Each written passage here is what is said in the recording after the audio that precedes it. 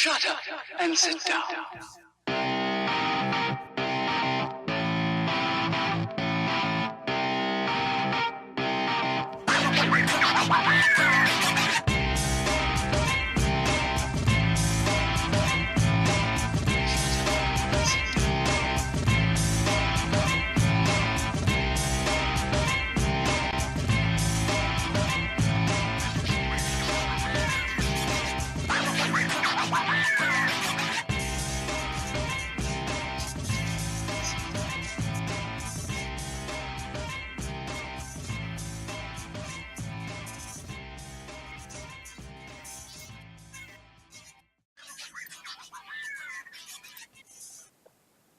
Hello, welcome to Epic Fail, episode 183.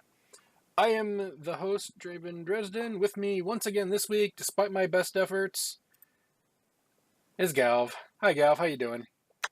Good. How are you doing today? It's been a long couple of days. Yeah, me too. You didn't ask me about my week, but I'm going to tell you about it first anyway. Draven, how was your week? My week has been uniquely entertaining. Power went out. Yeah, the power went out for a couple days. I missed Monday's raid because of it. That's true. And then it's just been a snowball of catching up, picking up. I'm going to say I was picking up sticks for many days. Now, when I say sticks, you're probably thinking like small little twigs. I don't mean small little twigs. I mean freaking tree limbs. Okay. Sticks are included, but tree limbs. I spent a couple days doing that. I've got a couple piles I got to finish picking up because that's what I was doing for the most part, is putting them in piles, making it easier to pick those and move those. So that was entertaining.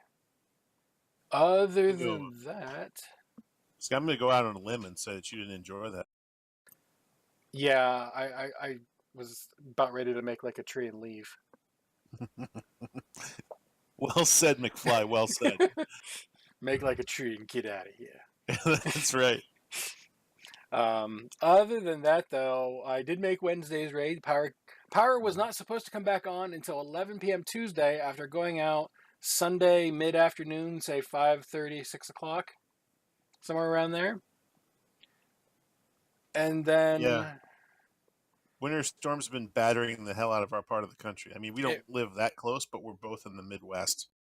Yeah. More or less. Yeah. And it was just... It ended up coming back on 3:30-ish a.m. on Tuesday. Mm-hmm. And then it went out again for a little while and came back later.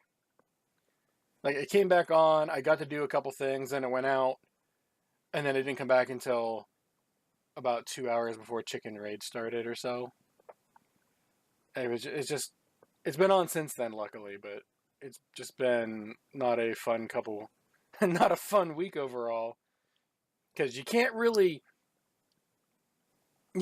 prep for a podcast when there's no power.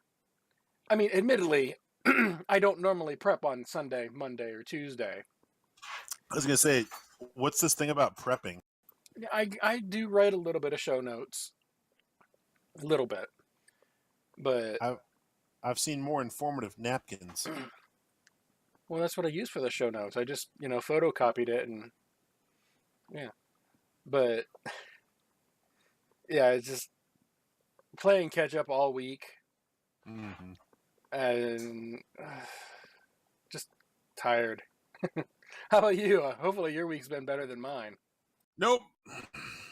To give you the TLDR, my work got bought out by another company, and so it's getting progressively crazier and crazier until the conversion is done. And so not only did I work 6 days this week, and this is my first afternoon evening off since last weekend, but there's just no getting ahead. You can't actually get anything done. I'm doing stuff all the time. I'm accomplishing task after task, helping customers, but I just can't. It's like one step forward, 10 steps back. I'm learning the new job while doing the old job at the same time. So that's been brutal. Plus the snow. I mean, I've been out plowing my driveway like every other night. So on that sense, it's been an absolute bear up here. But I mean, as far as the game time this week, though, that went pretty well. I mean, I was pretty happy about that. I don't know when you want to get into that or not, though. Yeah. Yeah, no kink shaming in chat, please. Yeah. Apparently, someone thinks that I enjoy playing in catch up. No, that's not my thing. That's all right. Callaway will help you adjust your swing. No, he can have his own swing. That's fine. Yeah. So this week, Wednesday, we went to raid. We're in the same raid group for those few people who might listen and don't actually realize that. Well, one of our raid groups are the same. I should put it that way. And we pretty much blew through the first few bosses. Yeah. We pretty much blew through the first few bosses. We had a couple hiccups because two of our main DPSers weren't there. So we're used to like one person doing the extra mechanic for Grong. So we switched that out, and small little things. Then we got to Opulence, and not gonna lie, we destroyed Opulence. Rushed it. And I'm pretty sure I called this pre-raid. I was gonna top the DPS meters for that fight. Yeah, because our best two DPS were out for the night. Or is it just the one? It was just the one. Okay. He's up there sometimes. Road Killer is usually number one. But she also has like 10 item levels on everybody else too, so that helps. We have never had a truly clean kill on Opulence. And not only did we absolutely ball it on the first phase, but when we got in there, we tore the boss down like it was normal. I mean, did we have any death? I don't even think we had death. We probably did. I don't remember. Maybe.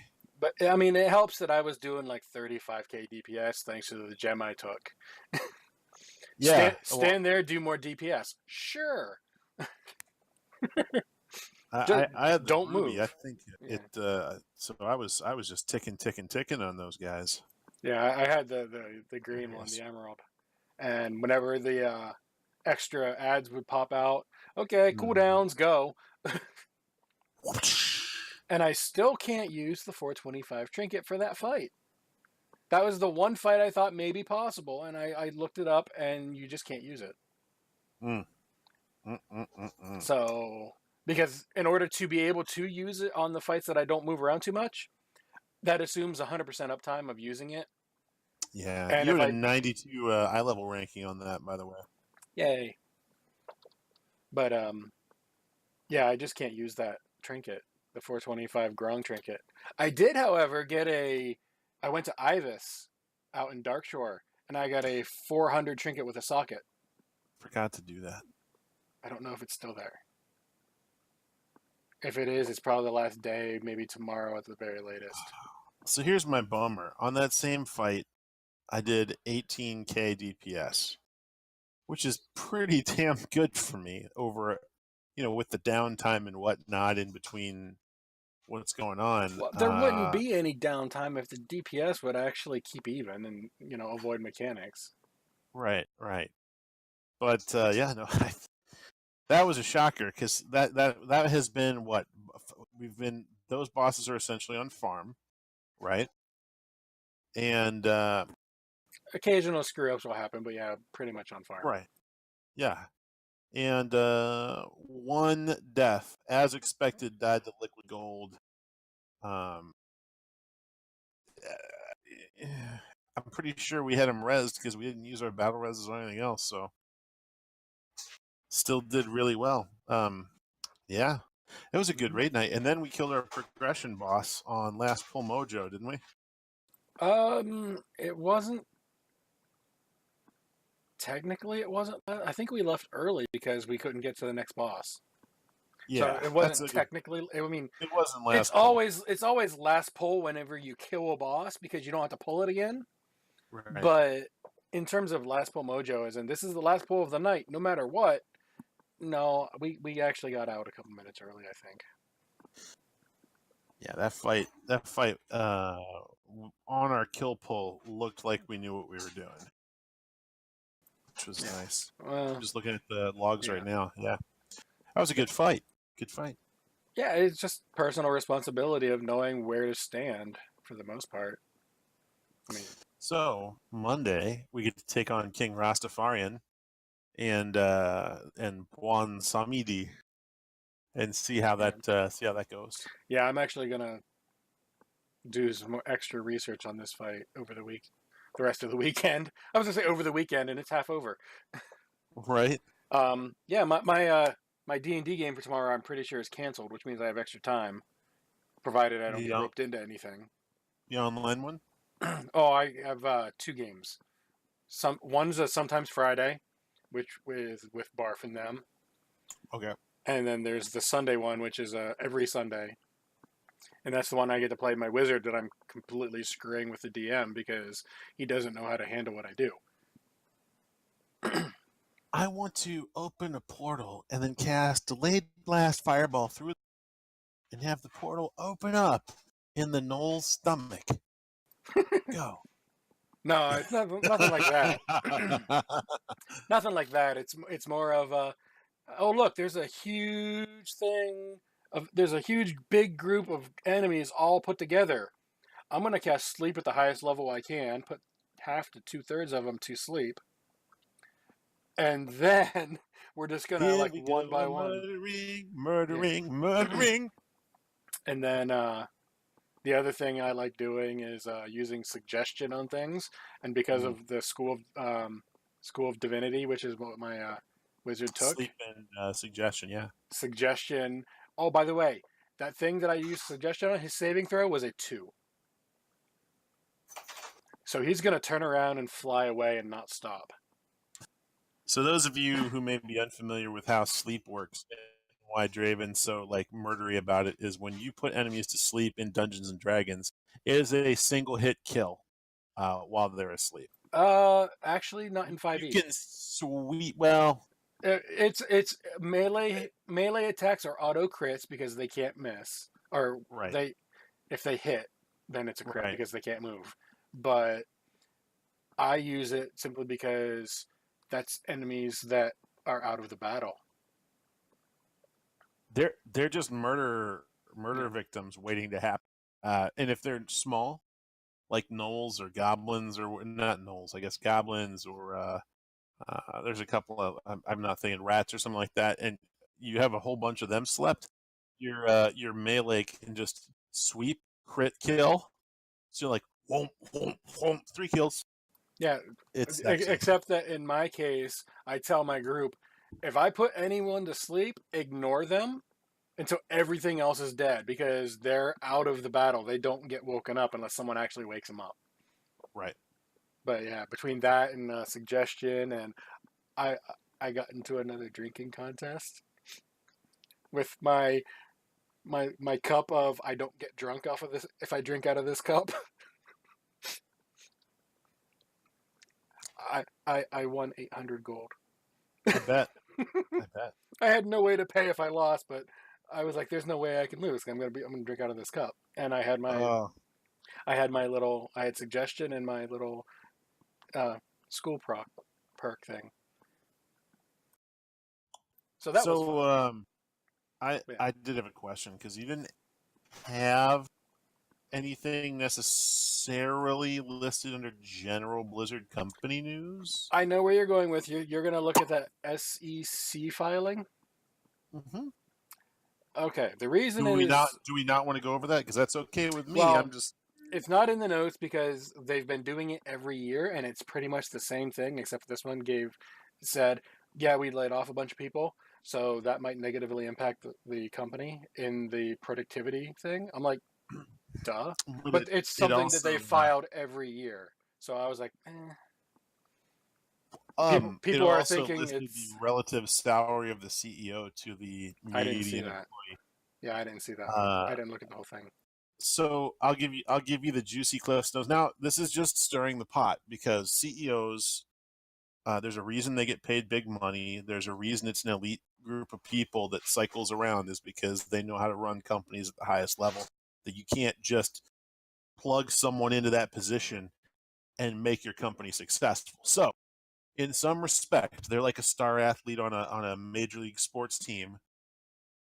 They deserve to get paid a lot of money. However, Kotick made 306 times the median Activision Blizzard employee salary. So you could have had 306 employees for the one CEO. Anyway. Okay, yeah, I mean, until the system itself changes, that's going to happen. It is. It is. Like I said, it's just stirring the pot. I brought it up to be just a little, a little impish. Yeah, I mean, that's fine. But yeah, that was why I didn't put it in the notes. I was like, this happens every year. Yeah. It's a required paperwork thing. We accompanied with the layoffs that we've discussed previously. Yeah, it has no new information. Basically, is why I didn't put it in the notes. Right. But I thought about it and I was like, I should have talked to you about it. In all honesty, but yeah, that's all right. We just talked about it. We talked about it. It's a thing. It's a thing. Yeah. Right. Good to go. Which is great. I mean, what do they need all those people for development in anyway? Because they're not developing anything. Well, they didn't cut any development people. It was just the community managers, the QA people, which should be development people. Merchandising people, that kind of thing. Merchandising, where the real money from the movie is made. Yeah. Like my Spaceballs the movie lunchbox over here. Spaceballs the breakfast cereal. Spaceballs the flamethrower. Kids will love it. Oh, it's so good. Yeah. Dang it! Now I got to watch that movie tonight. I had other plans for movies, but oh well, Spaceballs it is.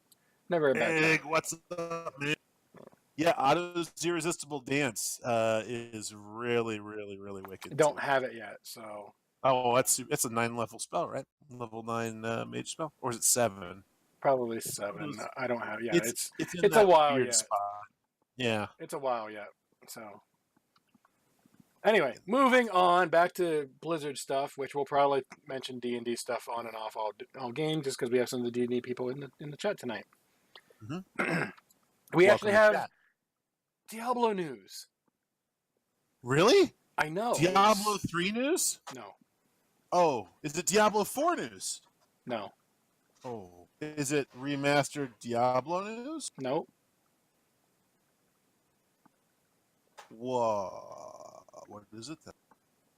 It's Diablo Immortal news. You can't say that. We'll lose all our viewers. Both of them. Anyway. There is actually news for Diablo Immortal, a game which everyone hates until they play, apparently, and then they're like, it's actually pretty good. I have not played it. I have no interest in playing it, but I also have no interest in playing 99% and change mobile games at all. I have 3 mobile games on my phone. I have Plague Inc. If you don't have it, get it. That's a good one. Yeah. I have Plague Inc. news too. Did you know that's going to be a post-show thing? Okay, all right. And then I've got Zombies, Plants vs Zombies, and I'd have to look at the other game, but Plants vs Zombies. Yeah, Plants vs Zombies, Plague Inc., and there's some other game that I don't remember what it is. If you guys don't play Plague Inc., that is awesome. It's a fun game. It's you take over the world by killing everybody. Imagine me being a good about taking over the world by killing everybody. Anyway, Diablo Immortal, 4 mobile games. There's actually news this week. NetEase, the Chinese company who is in charge of pretty much making whatever parts of it they made, says the game's done. It's ready to go. And it's up to Blizzard to release it to the public. And Blizzard has not said a word about it.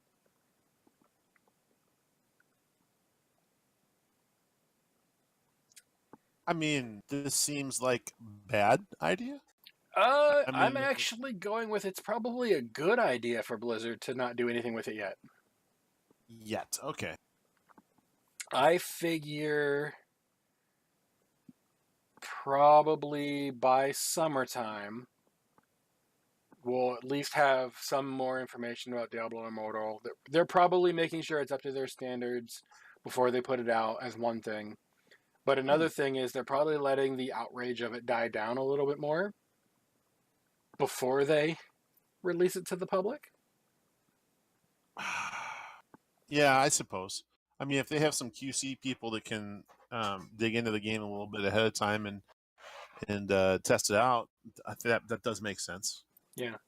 And then here's a thought that I had over the week. And I don't know why I had this thought, but it just randomly popped in my head. Not everyone, but a lot of people booed and downvoted the crap out of Diablo Immortal in any way they could. That would be a fair statement, right? There was a lot. It's not everyone, but a large number of people crapped their pants over it for some reason.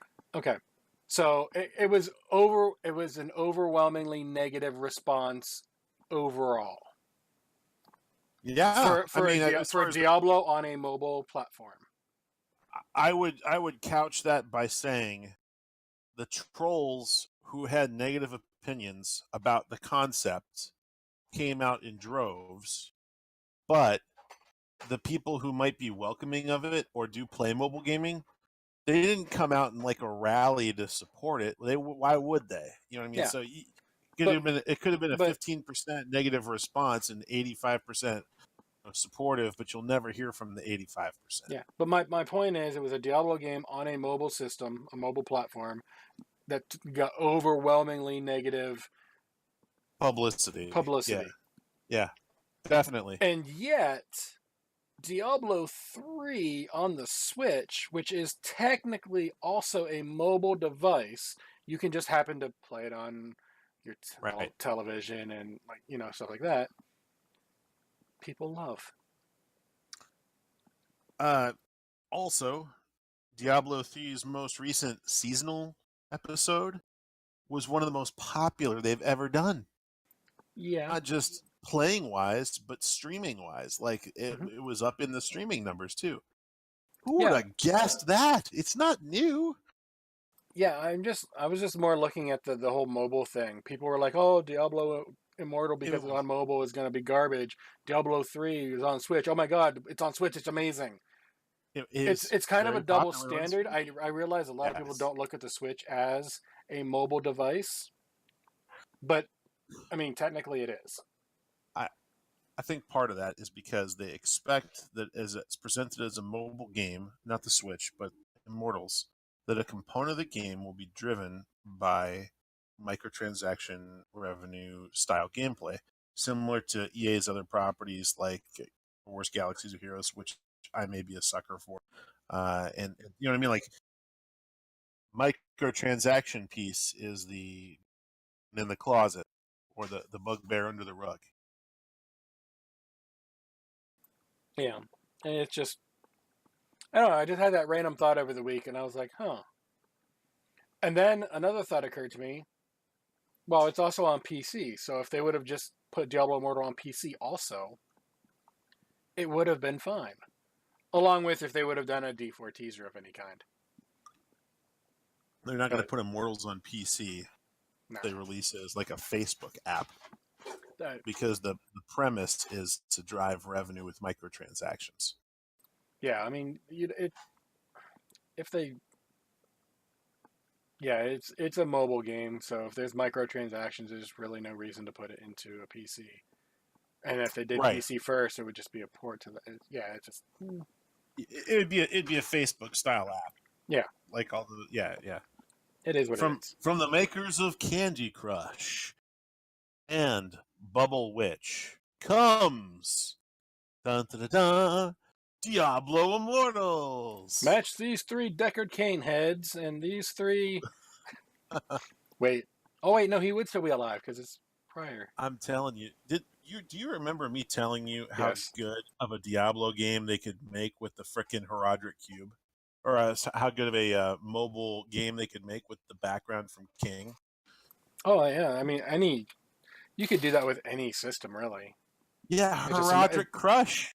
I don't You like. know, matching It the would- gems up. It would King make Potion. money. I will give you that. I don't like the idea of it, but I will grant you it would make money. So you would combine the gems and it would make you stronger, and when you would do potions and other things, it would like attack enemies in front of you like Diablo, and you just keep sucking coins in and loot in from all over around you. They would do something, Yeah. Yeah. We are getting in chat. They need to do a Diablo 4 teaser this year. Yeah, we're going to get that at Yeah. BlizzCon, or I will do something strange for me. Imagine. I can almost guarantee a Diablo 4 teaser at the minimum will happen this year. It'll be a black screen with some dramatic Diablo-y music behind. And then you'll see these 3 claws from Diablo dig in from behind the screen and slash diagonally down. Oh, wait, never mind. They did that. Storm. That was vertical, but yeah. Yeah. Oh, Heroes, yeah.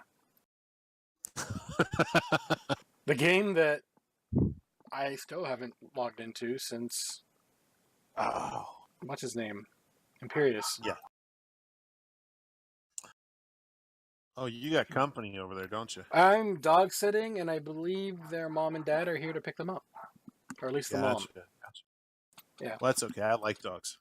It's fine. It was just, I told them what it was going on tonight, so it is what it is. My dog's just over there. I'm super thrilled he hasn't howled yet. All right. Anyway, moving on. Alessander, as per usual, has sent us some interesting StarCraft news. And Gav, you said you wanted to talk about it, so here you go. Just briefly, the tournament at Katowice is going on. In particular, there was some really interesting commentary.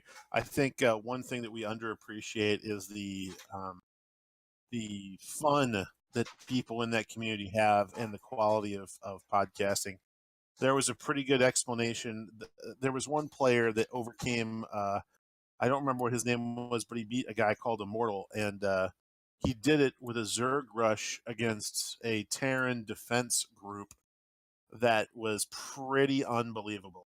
Like, kind of like he had enough Zergs barely left. He had no resources, spent down to 1 crystal.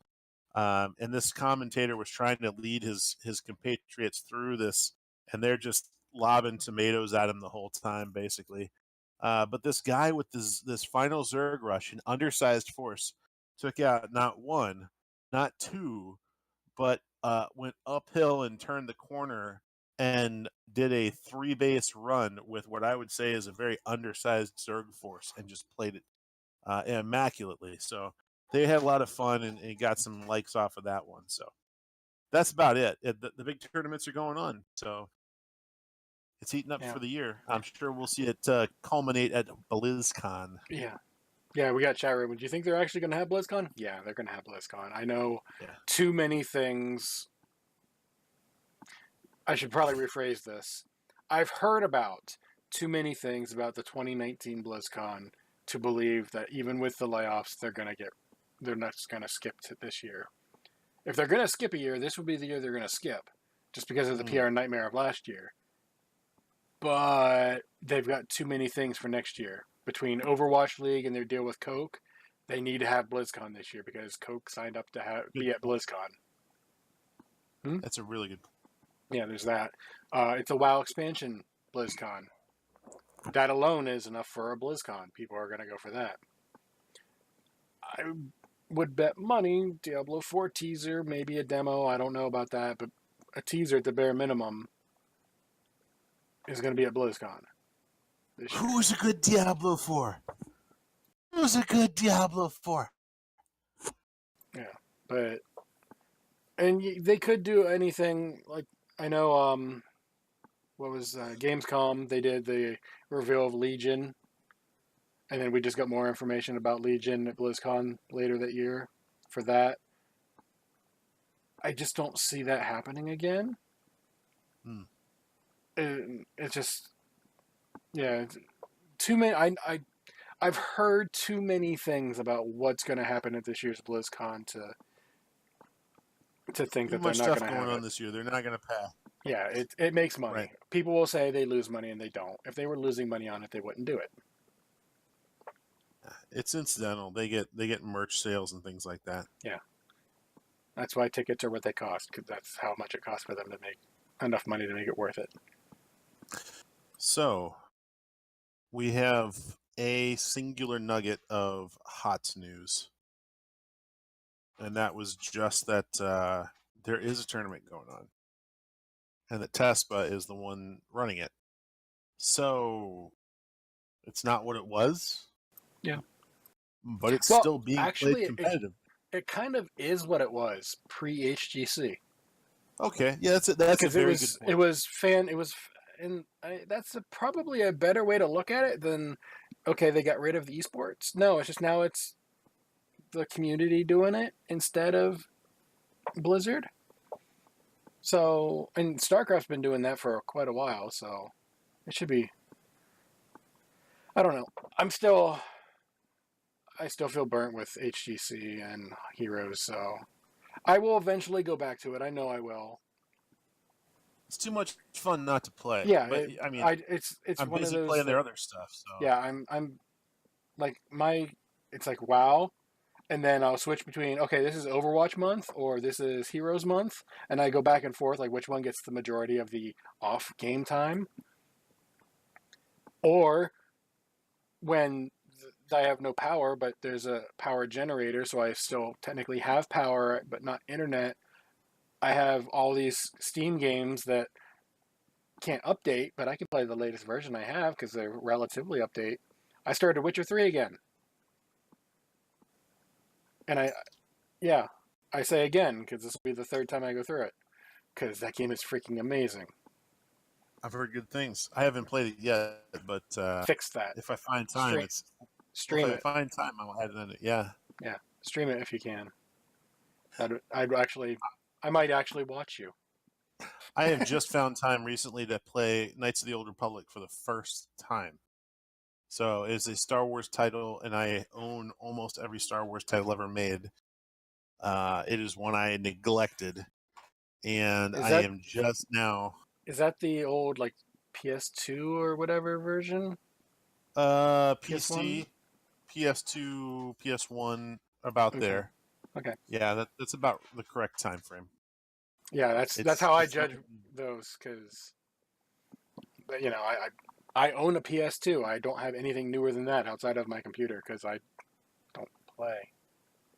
So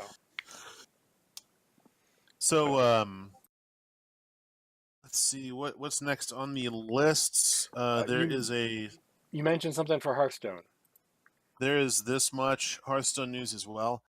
This is the third week in a row I've mentioned it. The Tavern Brawl has been a Rastakhan's Rumble, which is a version of the solo event that came with the most recent expansion.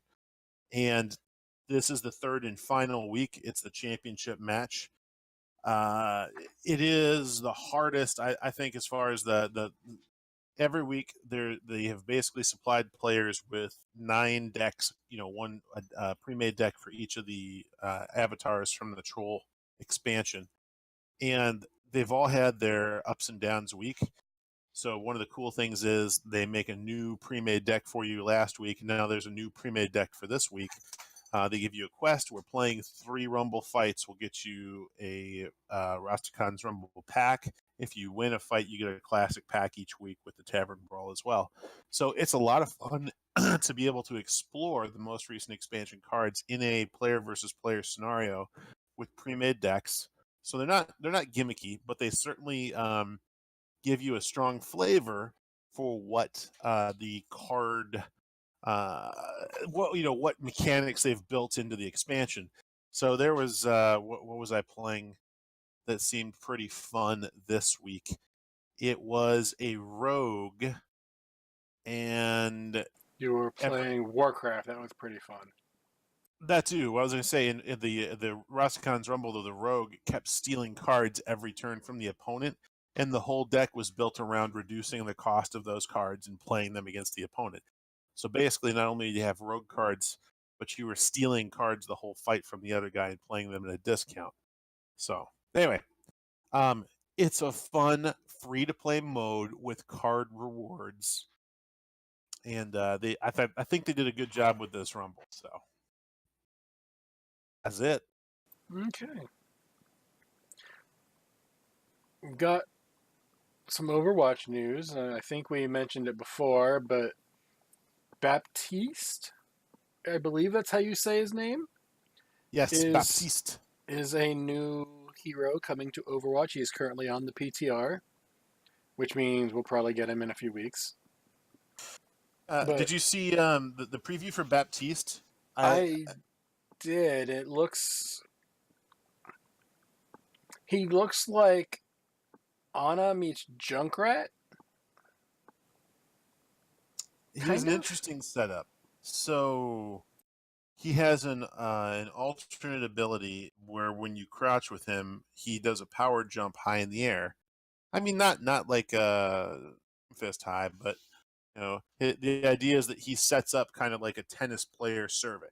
So he sets up abilities to modify and heal around the map, and that he has good synergy with Ana because his ultimate sets up a screen through which healing and damaging projectiles are greatly empowered.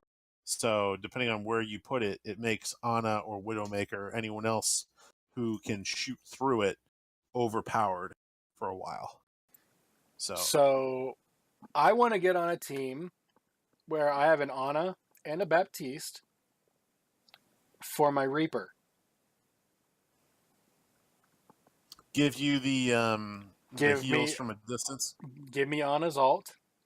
Give me Baptiste field thingy that increases damage, and just go in and go alt and just watch the enemy team die. Here, I'll give you an example. So you got let's say that this is the enemy team, and this is you, and you want to shoot them, right? You would have to have Baptiste throw his ult right here, and as you shoot your projectiles through that window he creates, they're highly enhanced. So, I mean, at a choke point or at a what do you call it? One of the points you fight over, then that would be pretty sick. Or in front of a frickin' bastion. Stick it right in front of a bastion. Oh god, I didn't even think of that. Disgusting. Just thought of it right now. Bastion and Ana both. So here's that would be ugly. Mercy, Bastion, and then Orisa. So you put up the goal, the soccer goal, right? You throw the window down, and she's empowering Bastion. He's just like,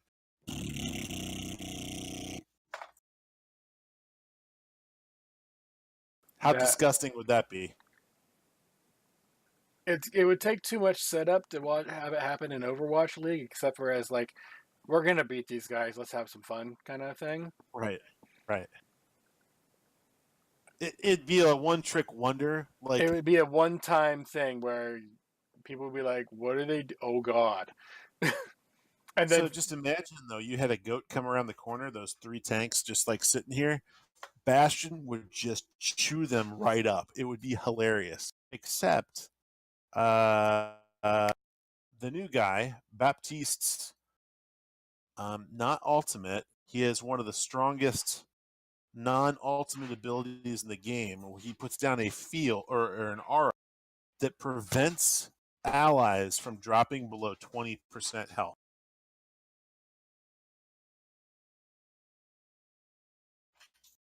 Yeah, but how long does that last? Because if it only lasts a few seconds, if Bastion puts the full clip in, his clip probably outlasts the aura. And if not, his I think next clip it's would. designed. It will prevent deaths from a Diva detonation or a Junkrat tire. Is what it's for.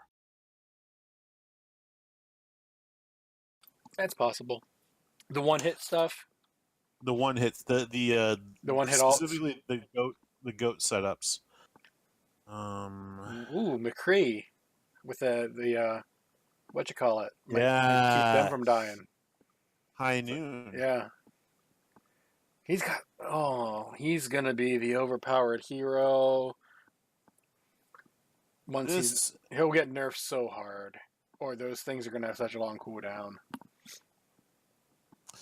I'm gonna have it up for you in just a second here to be able to talk to that. But briefly, we can talk about the nerfs.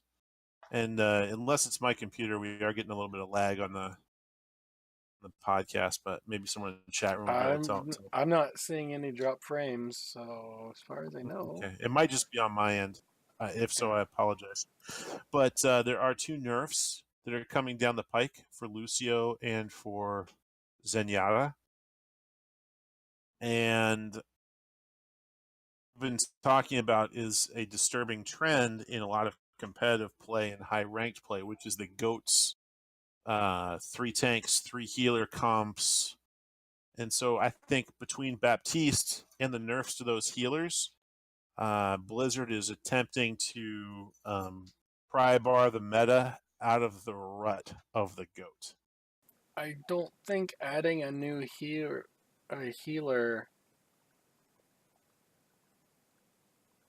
is gonna do that, though. Is the problem? Like, they're gonna if one of the healers gets nerfed, and I know this is 2 of them, then they're just gonna we're gonna use this guy instead.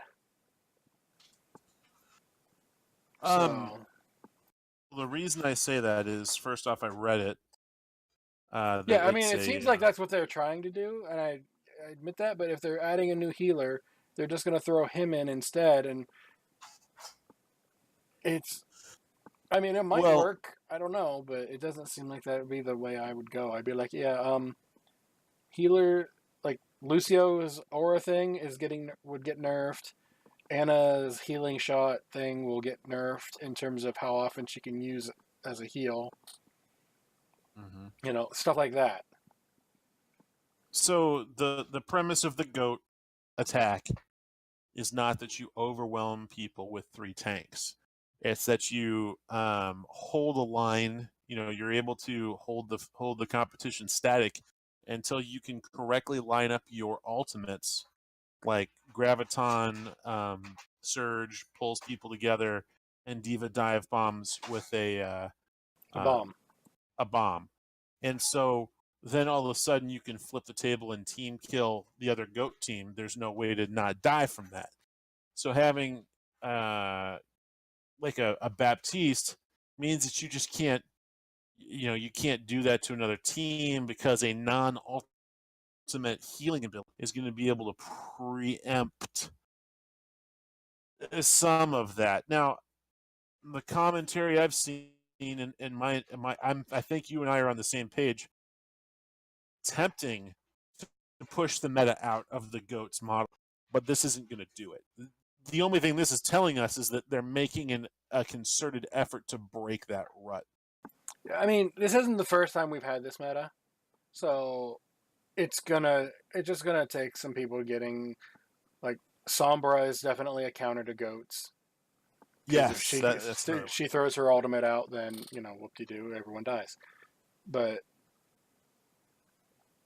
this has happened before. It's gonna take a little while. Someone's gonna be like, "This is how you beat it," because that's what we did last time.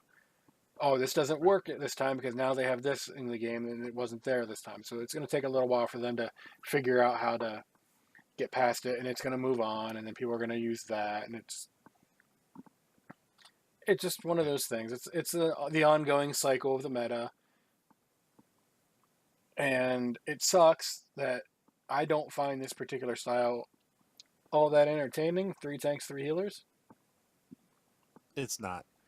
I do, however, speaking from experience, from the losing side of this, find 1 DPS and 5 healers insanely amusing. I saw that this week. 5 healers and the DPS chosen was Ashe.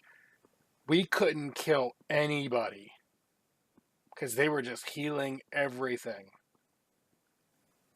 Did you make who was the DPS? It was Ashe.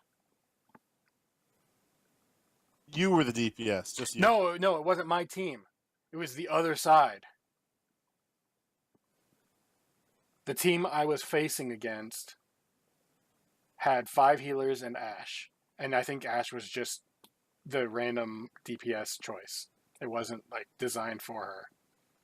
But there was a Moira, there was a Mercy, there was a Lucio, there was an Ana, a Zenyatta, and Ashe. That was the 5. And it was just, I had never seen it before. I found it incredibly amusing. It was annoying to play against, I will freely admit. But just that it happened, I was like, oh wow. Like, I upvoted as many of those people as I could. Because that was something new. I was like, cool. Different, novel fun. Yeah, it would be like going into all, no limits and, everyone's Torbjorn. That was one of the first things that happened there. It's no fun. But this was actually, it sucked to play against. We got destroyed. But it was something new. It was entertaining to look back. I was like, good game, guys. I was impressed. I was like, they have, we got in there and I was like, I'm like, healer. What the heck? It was just one of those things that I was like, it was so funny. It was sad that we couldn't kill anybody. It was annoying, but at the same time, I had to hand it to him. I was like, that's something I'd never seen, and good game. Good idea, guys. Maximum effort. Yeah.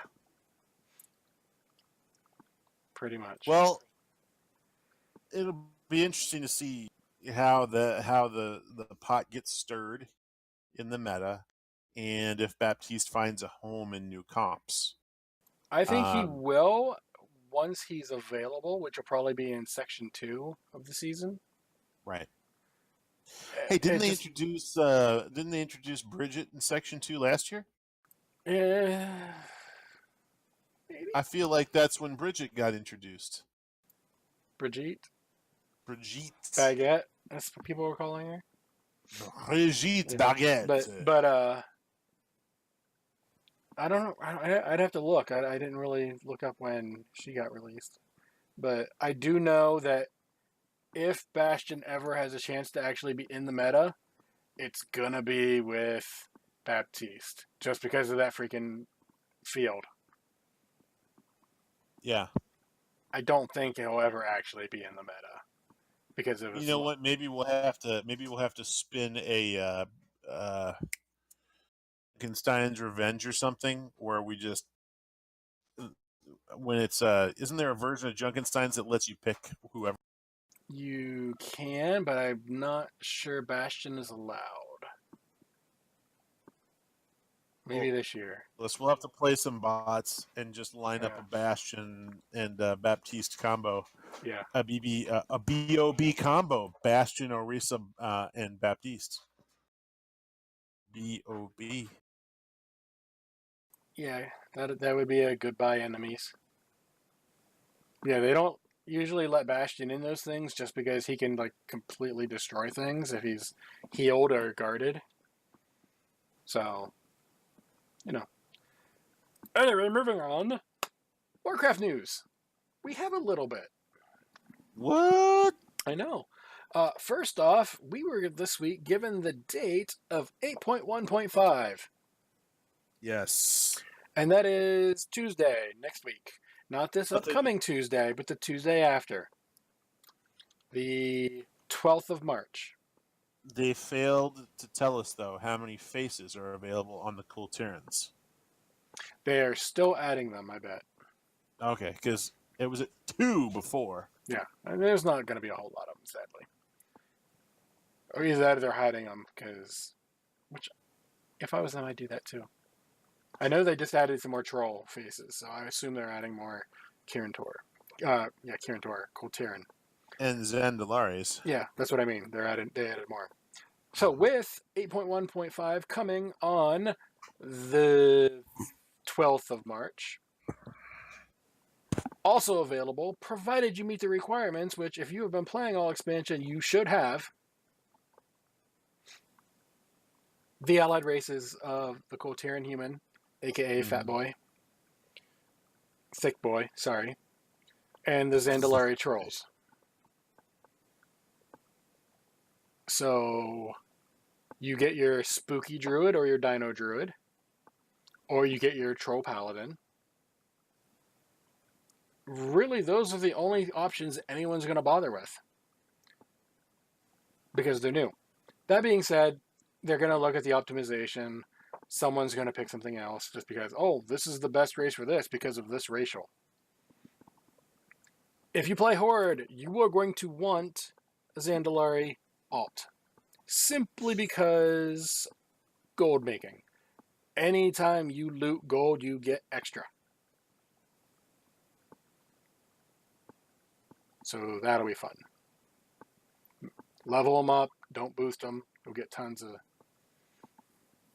stuff.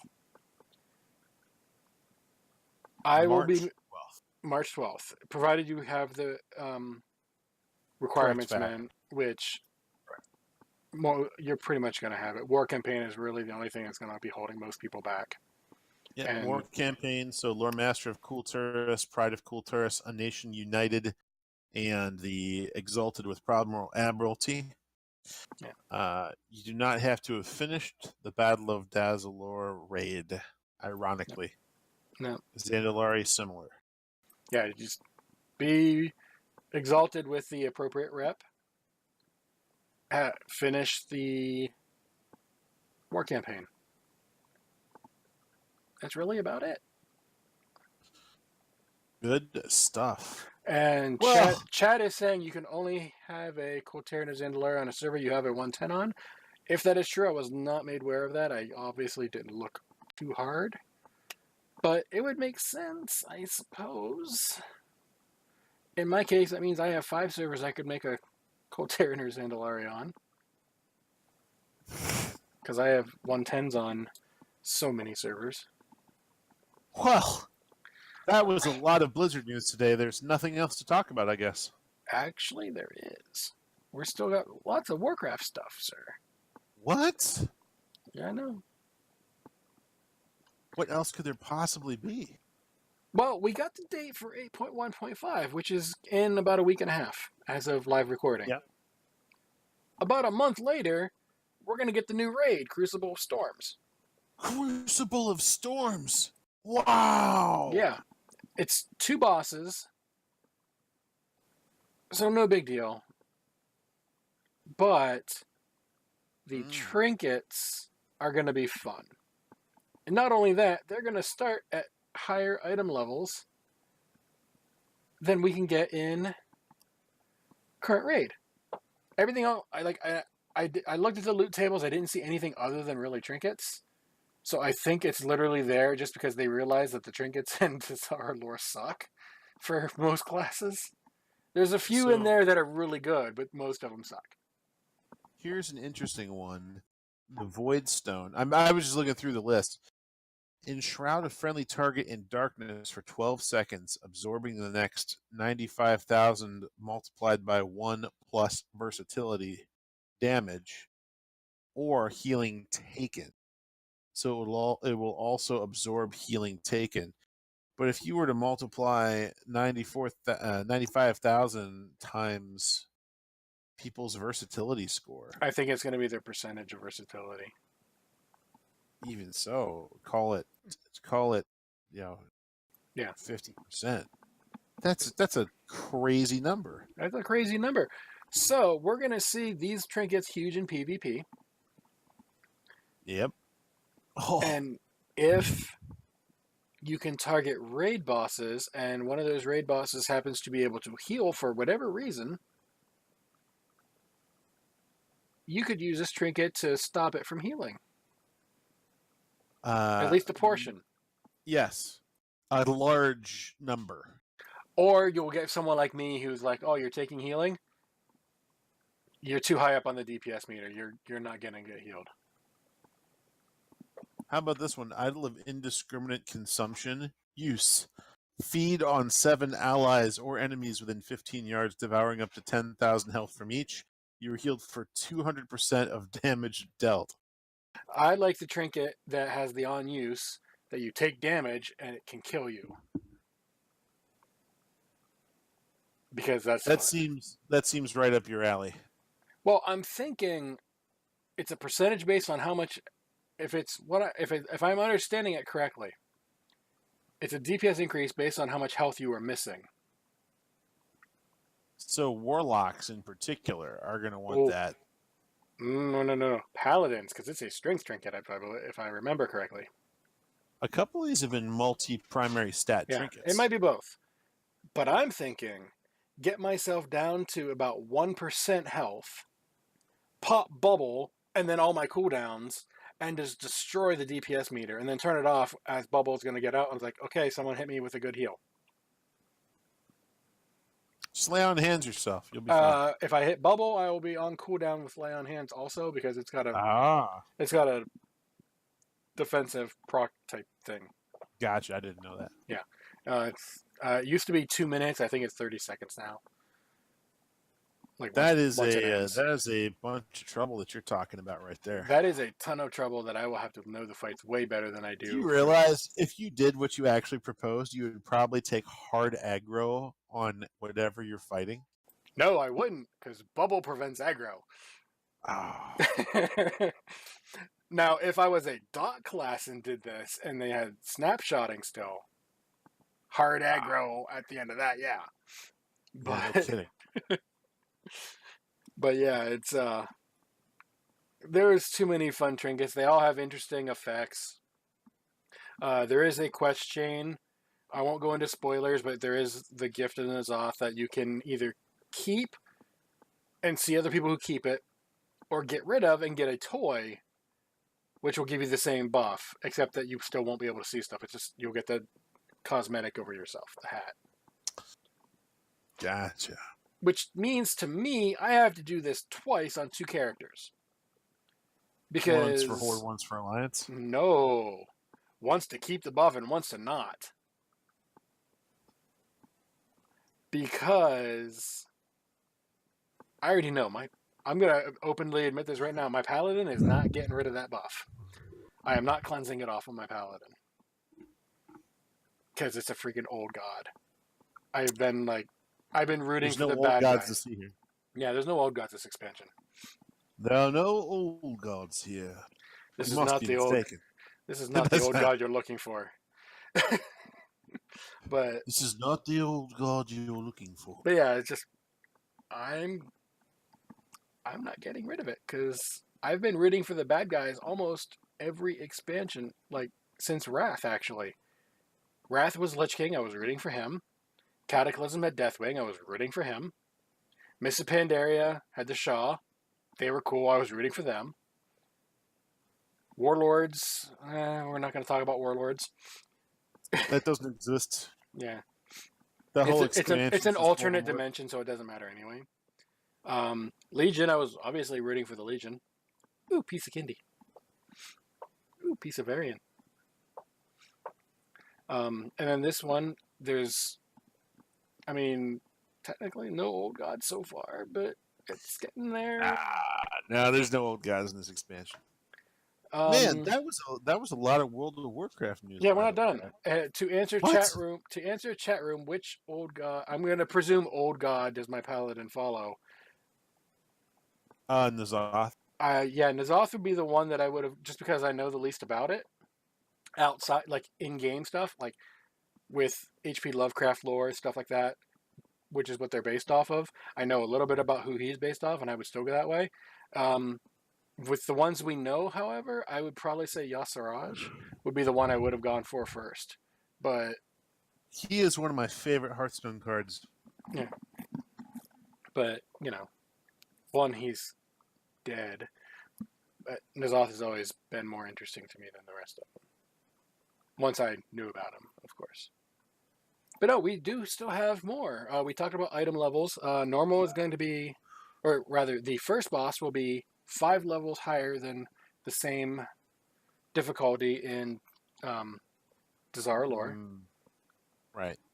Which is something So- we've actually talked about on previous Yeah, podcasts. So How the item level tiering should be structured. I have ideas for your item level, but it requires more balancing than they're willing to do, and I'm just sick of having my 355 as one of my freaking best trinkets because I have 5 of them better than it in terms of item level, and I can't use any but one. I can use 1 out of the 5 because I can hold 2 trinkets. But yeah, that's another story altogether. So yeah, new raid. The trinkets are 5 item levels for the first boss, higher than Desire Lore of the same level. So normal will be 375 instead of 3, or Raid Finder 375 versus 370, 405 versus 400, etc. Second boss is 10 item level, so you're looking at 380 versus 370, 410 versus 400, etc. And it goes up, and Heroic will do the same thing for the bosses. So, yay! Making the trinkets hopefully interesting. Hopefully they are actually worth using. They look like they're going to be fun. I want them for the cosmetics more than anything, to be honest. I don't know. Trinkets for cosmetics? They all have effects. So yes, you will see transmog rolls from a certain rep paladin in raid for trinkets, and you're gonna be like, stop trolling. I'm like, I'm not trolling. I want the effect.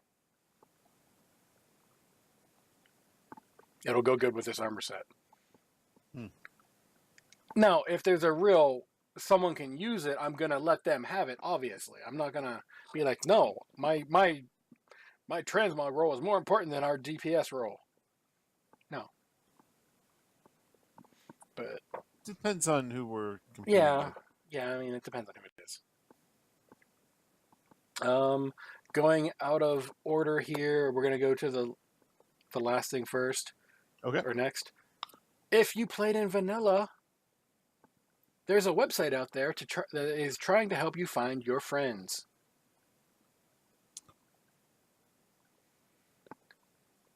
It's literally, if I remember correctly, it's called Vanilla Friends. You set up all the information you had. People can look for you. It's basically a database to try to help people connect with, because apparently a lot of classic people are coming back. Oh, this is so sad. One of these comments is, most of my friends I played Vanilla WoW with already died. Well, Oh, and then someone replied by saying, most of my dead friends are now undead. Most of my friends died. Now they serve the Banshee Queen. Yeah, so there's a website out there. I believe it is called Vanilla Friends. Yeah. All right. So that brings us to the last thing on the list for topics. And that is the Great Portal Room. Horrible, whatever you want to call it. It's the newest portal room? It's the controversy. It doesn't matter. There's only 2. One in Orgrimmar, one in Stormwind. Every other portal is gone.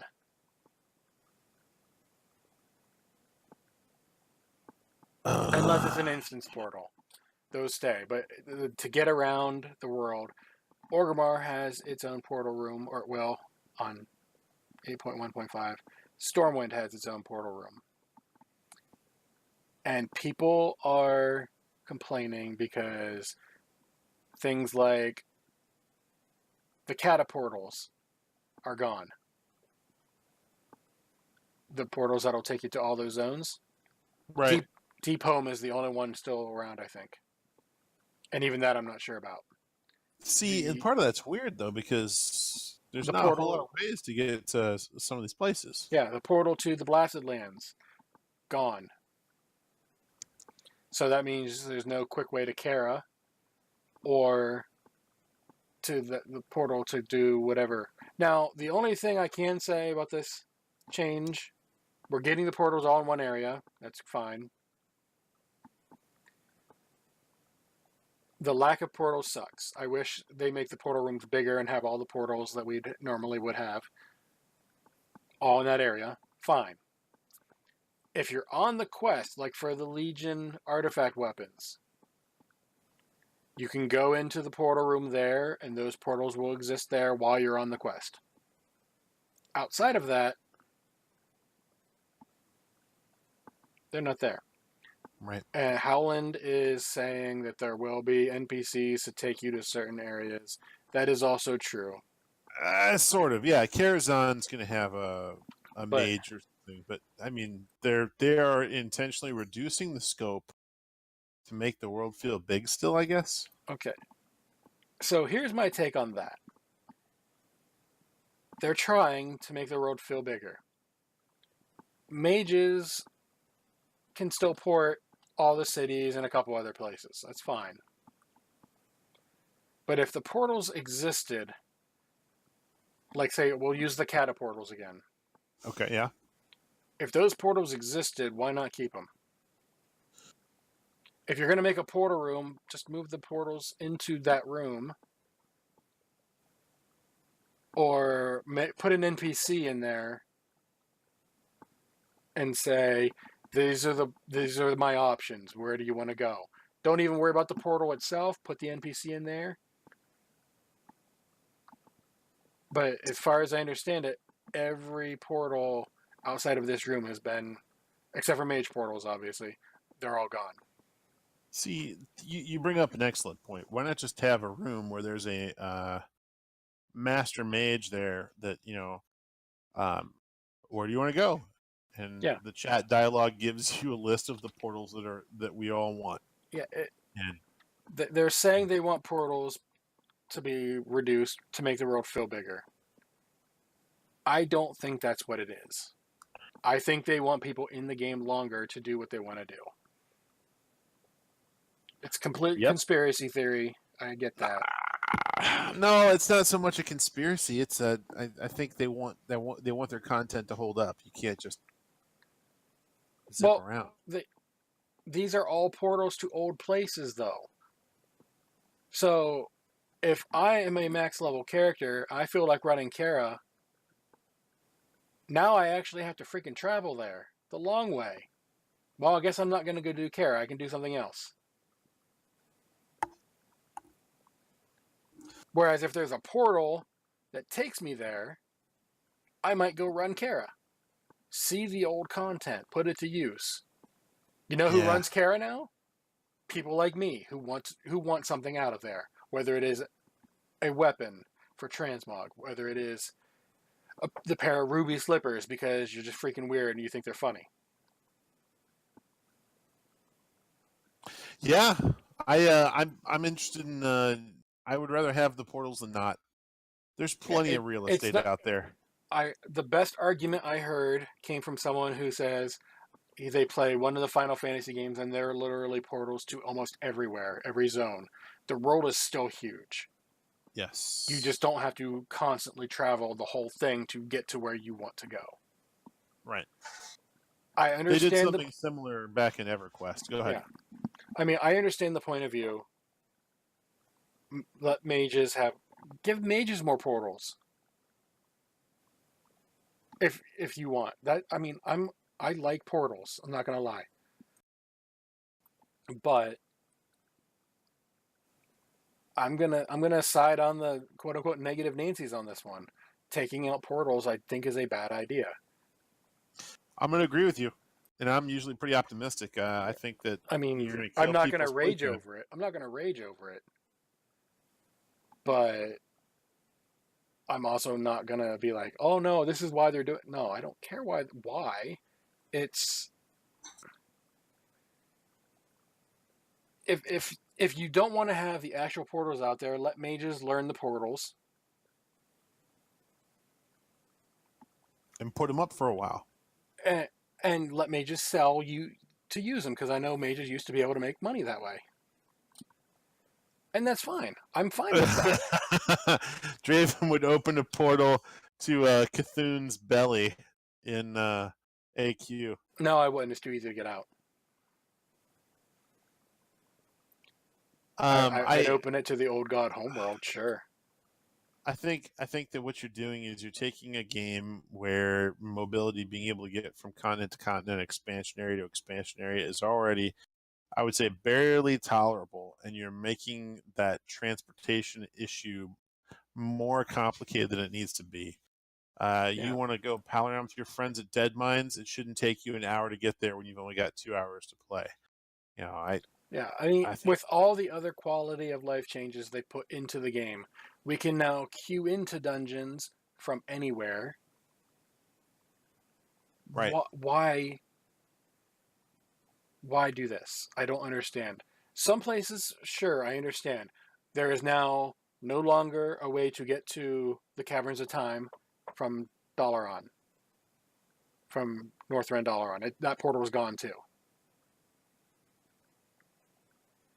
So now the only way to get there is to freaking fly. Or Bummer. flight path, or walk, or run, or whatever it is you decide you want to do. Quality of life portals, there's nothing wrong with them. I just don't understand the decision here. I don't either. I mean, unless they come up with something more innovative that takes up less space and causes less trouble in the near future, this is not an improvement, in my opinion. I can improve it right now. Expansion NPCs in the portal room. Do you want a portal for this expansion? Talk to this person. He can put you into a zone for there. Or let mages do it. Mm-hmm. But even then, the portal, like there's a portal to Pandaria. Guess where it goes? To the forest. It goes to Jade Forest. It's terrible. Who is that? I mean, I guess the only perk is it's halfway between Timeless Isle and the Valley of the Four Winds, so it's equally inconvenient. It's inconvenient for everyone who isn't leveling and wanting to go there. Right. I'm going to call this a fail so far, unless there's something really specific that Blizzard has up their sleeves that we just don't know about yet. Yeah, at least the Outland one goes to Shatrath, right in the middle. Shitrat. What? That's where the portals need to go. The Northrend portal goes to Dalaran. That makes because sense. there's freaking zeppelins that take you to the areas for questing if you want to go to them. The cataportals go to their individual zones because they're all over the freaking place. Legion goes to Azuna. No! Put it in freaking Dalaran. Mm-hmm.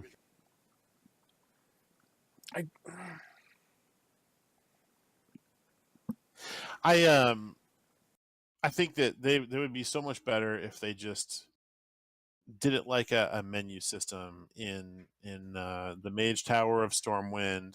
They kept portal rooms in Dalaran, where you go up to the portal master in Stormwind, and you say hi, and it says, "Oh, where would you like to portal to?" And then you get a drop down list of 10 or 12 places, and you pick where you want to go with chat box. I mean, I wouldn't go 10 or 12, but yeah. Maybe one for each expansion, where they can send you to the relevant wizard. Because why do wizards have this huge mobility advantage? Oh, I don't know. Maybe I'm getting too far afield with that one. Okay, so mages have all the portals anyway. Right. Let max level mages learn all the portals of the prior expansions, so that we still need to do current expansion stuff, normal, and then mages can sell portals to wherever. Oh, I need to go to Deep Home. Okay, I got that portal. Oh, I want to go to Azuna. Okay. If the portal exists in game, let a mage learn it. I'm not saying this because I have a mage. I honestly haven't touched my mage in months. I don't care. Sorry, your DPS hasn't changed much. No, my DPS is lower on my mage. It's my demon hunter that freaking is OP. But if you're gonna get rid of portals, let the mages have them. Might as well. Clearly the spell exists because the portal exists. Mm-hmm. Druids, Howland in our chat room. Druids have their portals from their class hall that go through the dragon gates. Okay. Druids can keep those. I'm fine with them having them. But if you're not going to let the portal stay, let the mages learn the spell to go to where the portals existed. Normally, I like to be able to argue with you about stuff, but yeah, this is not it. Yeah. I mean, pretty much universally on the side of this. Less is worse. Yeah, there's sometimes less is more, sometimes more is more, sometimes more is less. This is a case of WTF were you thinking? Right. So, yeah, and then there are the racials, like the Dark Iron Dwarves with the mole machines.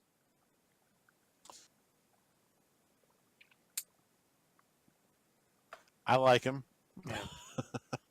There are things I like. I like being able to click on a portal to somewhere I want to go. Yeah. How else are you going to get around? I'm not going to go take a freaking boat to what's the Wrath of the Lich King harbor area and then fly 10 minutes to the next. Come on. Here's a good way to judge if you need a portal to a certain area. Does it take a max level character longer to clear the area than it does to travel there? If the answer is yes, maybe you don't need the portal as much. If the answer is it takes longer for them to get there than to clear the area that they're trying to get to, they probably need a portal. I can clear ICC, including RP, in 17 minutes. With the changes given, it will literally take me from Borealis, because I assume the portals there are going to stay, because it's the new expansion. So I can go to Stormwind and go in there. It would take me, we'll say 7 minutes to actually fly there. 7 minutes, 17 minutes to clear, I think is what I said. Right. They probably should have a portal there. Yep. Throne of Thunder is a good example of why you should have a portal in that area. Yep. Because it's on the other side of the continent, and that's one of the few places in Pandaria I still go from time to time. And you can't go there unless you take the port. Like, you have to unlock it. I'm fine with that. But to portal in from Jade Forest, I don't think there's an item that you can skip to get straight to the to the Isle of Thunder. No. I think the one thing is like you can travel back to the quote unquote main base in the Isle from anywhere on the base with like a Hearthstone cooldown or something like that. But I have to look at that item. Yeah. But yeah, it just seems like that. This is one of the times where I'm going to agree with John Jagger. They're trying to get rid of fun with like. Usually he's talking about the toy box and the long cooldowns.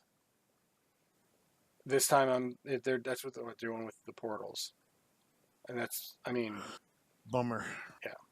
Anyway, it's a bummer. We've talked on and on about it. We should probably... We'll just get to the next piece of World of Warcraft news. Well, we would, but we covered it all. Oh my god! There was a lot, though. Yeah, there was quite a bit. We did ramble, as normal. So with ramble on. With that, do you have any shout-outs, or how do people get a hold of you, etc., so forth? You know the drill at this point.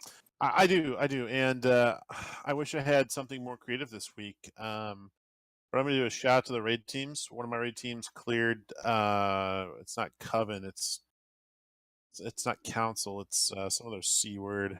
Conclave of the dudes. And so I've still got one working on it. Still got one that in Fire Department cleared it. First off, great night. Monday is going to be a hoot. We're going to come in, guns ablaze, and it should be good. And then as far as getting a hold of me, you can catch me on the Twitter machine at Galvanid Online and stream as often as I can. Some bonus time lately, but Monday, Tuesday, Wednesday, Thursday at Twitch TV/Gal. How about you, Draven? Any shout outs, and how do people get a hold of you?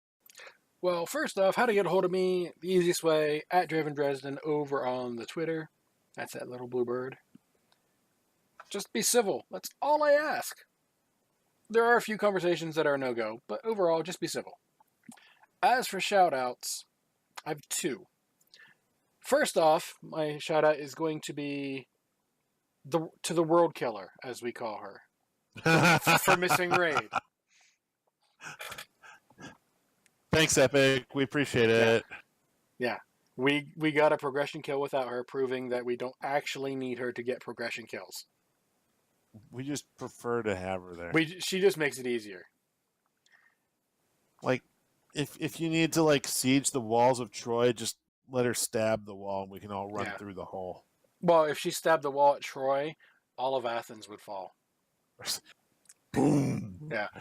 My other shout out is going to actually, not game related at all, is going to go to the power company for getting me electric back on like almost 20 hours early. So thank you. It was terrible that day. I had to spend most of the day with family, and it was not fun. No good. No good. No one likes that. Let's see. Other than that, we have a Patreon for the show.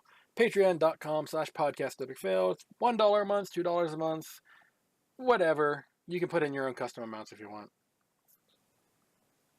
The show's free. These people decide to throw money at us. I don't understand it, but thank you anyway. It means a lot. Keep the lights on more literally than you know. So thank you. I think you're crazy, but thank you. We have a Discord, bit.ly/epicfaildiscord. Come say hi. You get to see Alessander's elongated StarCraft notes sometimes. Because she'll put them there instead of sending it straight to me, because I'll look at it and be like, no. Alessander's notes are pretty impressive if you've ever seen them or read through them. If you have ever done a podcast, Alessander has probably listened to you and probably sent you in questions or her StarCraft and quote-unquote Blizzard notes. And by notes, I mean like the 37 pages that she has of the write-ups. 407 podcasts ago, StarCraft brought forth. It's been a little more than 7, but yeah. So, extra shout out to Alessander there, I guess. And getting a hold of you. I did that already. Thank you for paying attention. Oh, yeah, sorry. Yeah. So I guess with that, that would be a show. I do have to mention, before I forget, because I almost did, and then I switched tabs, the opening theme song, most of that is found over at bensound.com, licensed under Creative Commons by Attribution 3.0, a.k.a. give them credit. You can use your stuff for free. Win. Yay. Woohoo. So with that, I believe that is a show. Galv, do you have any last words? Why is all the portals gone?